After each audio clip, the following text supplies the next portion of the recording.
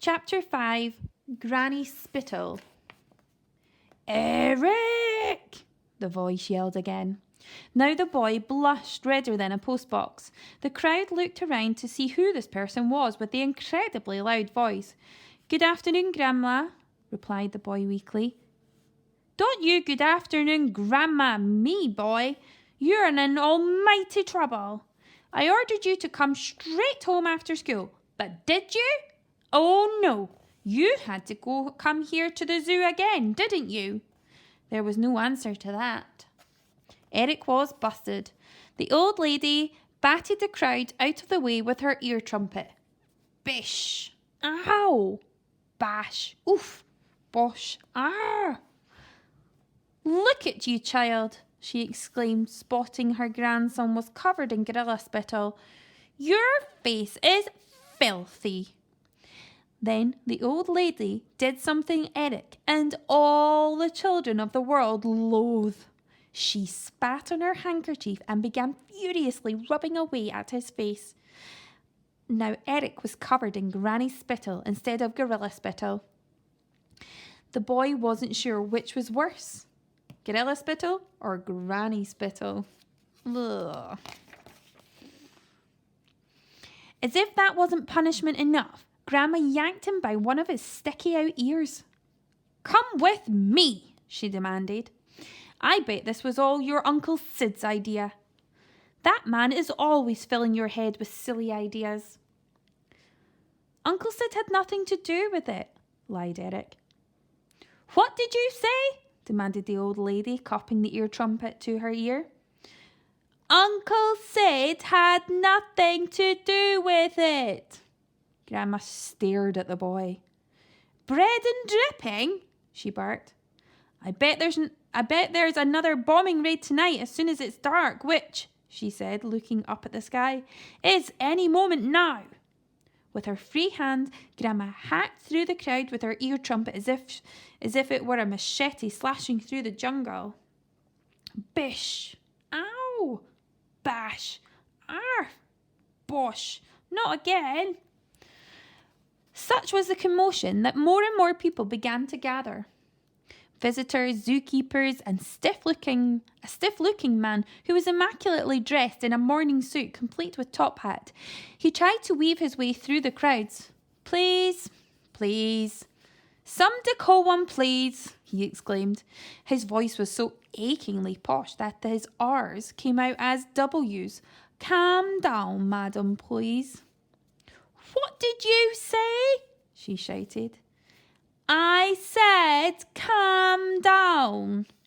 All right. No need to shout. Are you a little hard of hearing, madam? Asked the man, spotting the ear trumpet.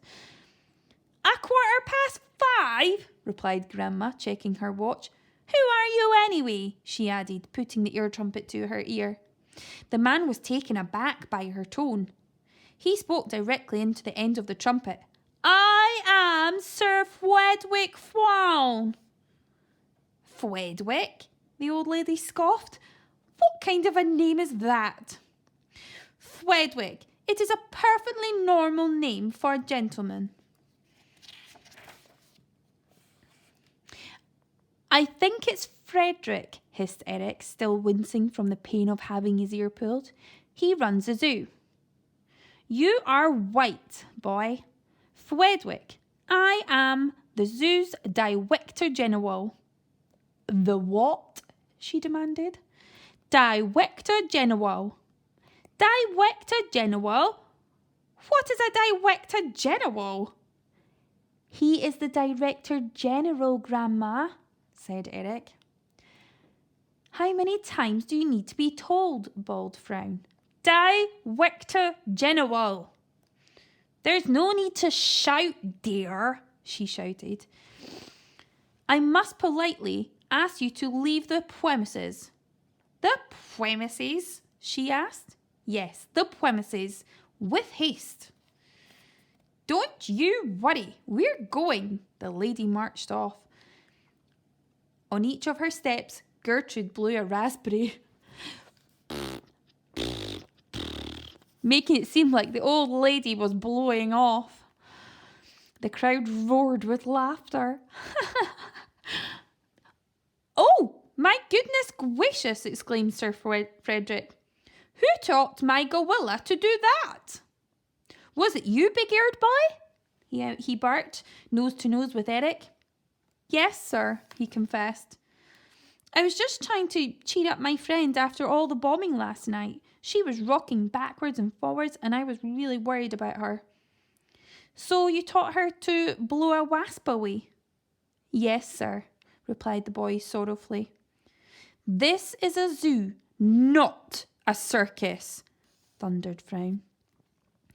"I couldn't agree more," snapped Grandma.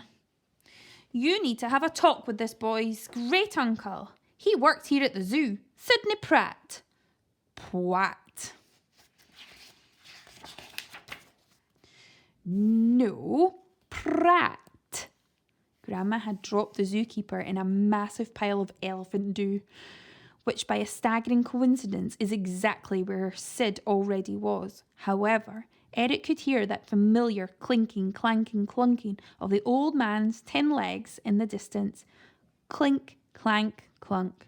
On spotting Sid, the boy shook his head as if to say, "Run!" Sadly, running was not the old man's strong point. "Do you know this boy, Pwat?" demanded Frown. Eric shook his head. "No," lied the man. "He's your great-nephew, Sidney," exclaimed Grandma.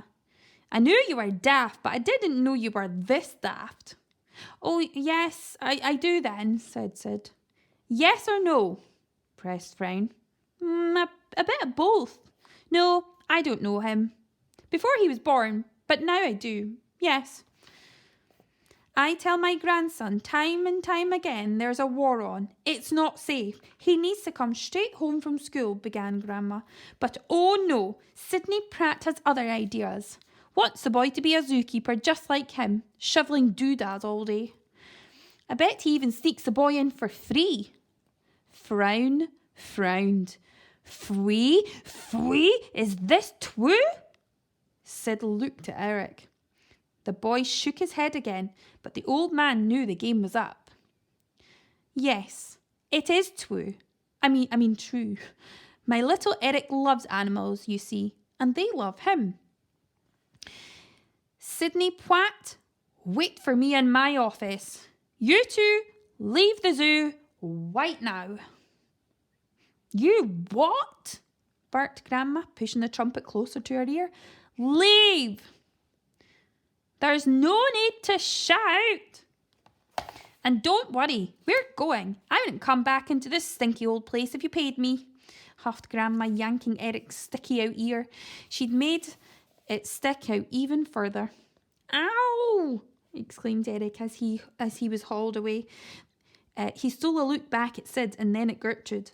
The gorilla was sitting in her cage, having watched the entire scene. Although she couldn't speak human, Gertrude had clearly understood much of what had happened. The boy was sad, so she was sad too.